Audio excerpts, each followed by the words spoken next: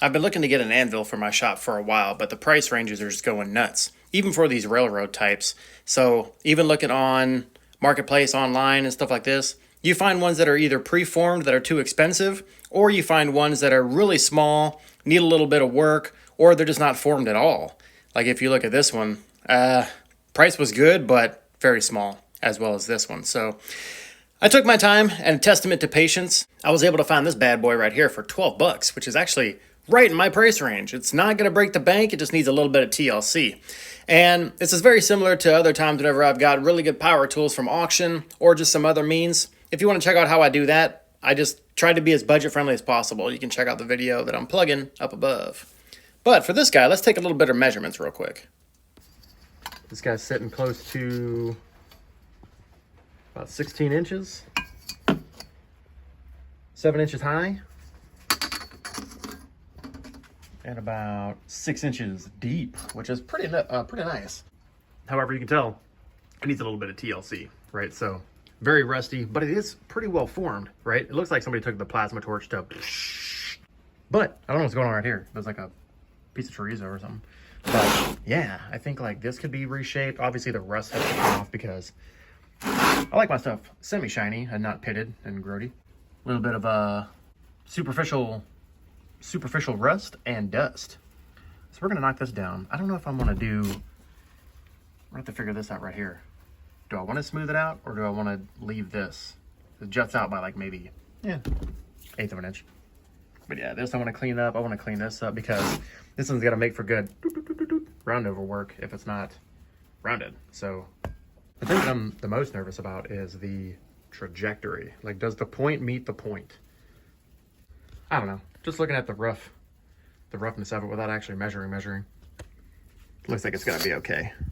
And if not, we can always just kind of take off a bit of the tip with Moyle-like precision. So that's what's up. I'm also gonna want to even this out because this part looks like they took it from a little bit skewed, a little bit of a skewed angle, which is okay, right? We can shape it up. Right, we can mark on it.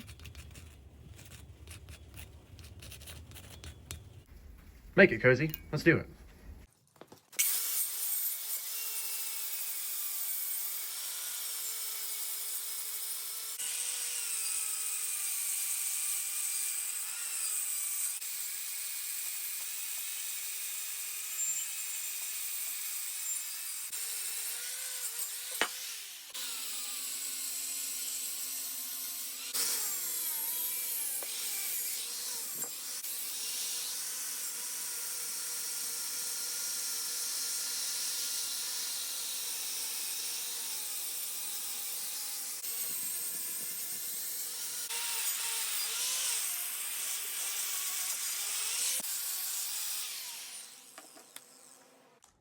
Well, there she is in all of her glory. And I know it just kind of feels like a polished turd at this point, but I was in the U.S. military, and I do know in fact that you can polish a turd.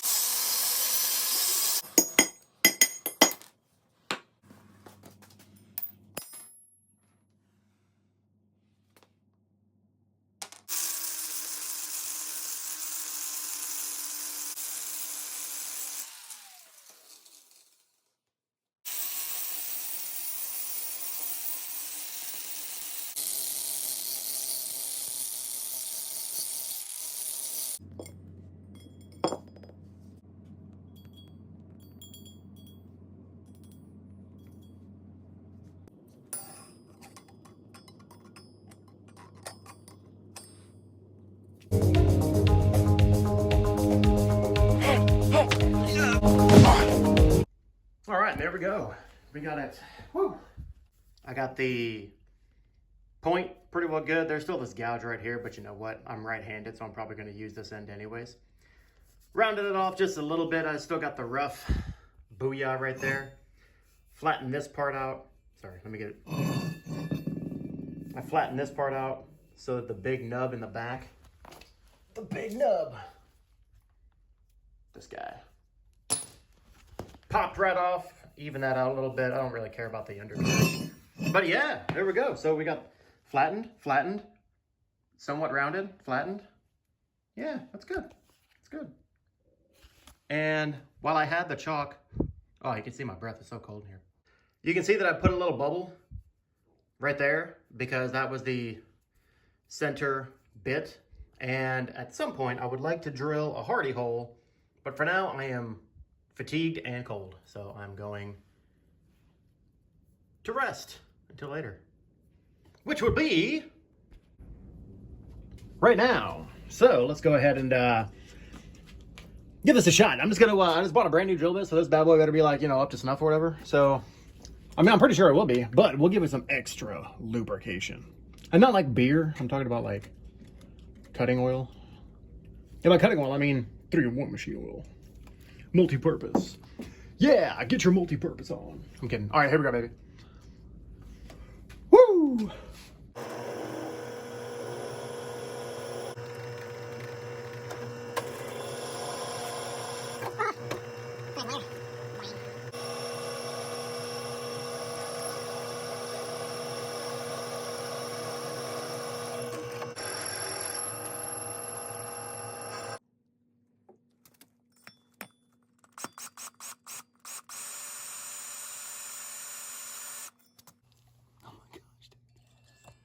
It does not want to go through.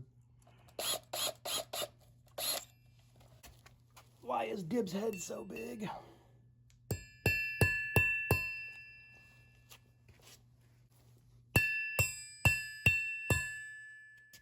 Oh my gosh.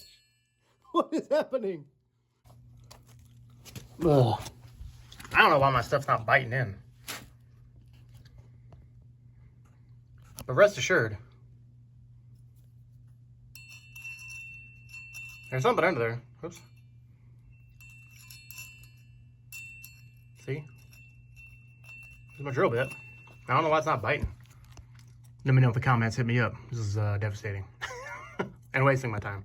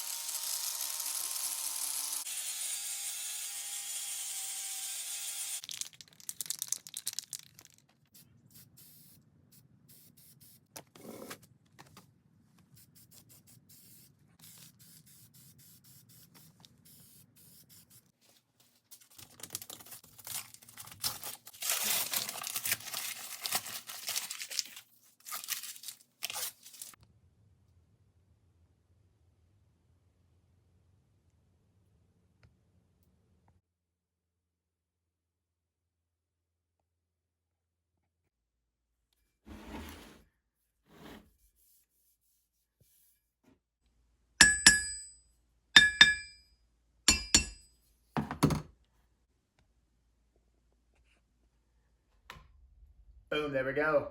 So just to give you a quick summary, right? I was very fortunate in order to get this thing a little bit preformed. Somebody like clearly plasma cut it, like I mentioned earlier.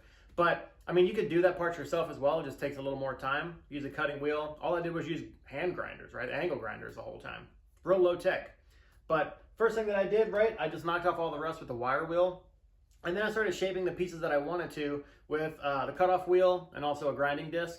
And then after that, I started getting everything nice and smoothed out by just using flat discs, 40 grit, 80 grit, and then 120 at the very end. I just kind of polished this part up at the very end and then gave it a coat of oil because I don't want it to start rusting, right? Whenever it gets to be springtime and summertime, all the metal will start to sweat the moisture. And granted, I'm going to be pounding away at this thing to keep the face pretty smooth, but again, it's just a little extra security. But I'm really interested in having one of these because I've been getting into a lot of metal work and copper work lately. I'll leave a playlist right here at the end. So if you're interested in that, and if you like what you saw here, excellent, great, give me a sub. I'm just a dude working out of the garage, so that's what's up. But I'm very happy to have this as an addition, and I'll see you on the next one. Peace. And if you are interested in seeing that, I can put a playlist here on the end. If you're ultra, it's like from Final Fantasy VIII, or that's not even the right one. It's Final Fantasy 3. Come on, Coz. Or Final Fantasy 6. I mean, that's woo! I just lost some subscribers. I'm sorry. Final Fantasy 6. Jeez.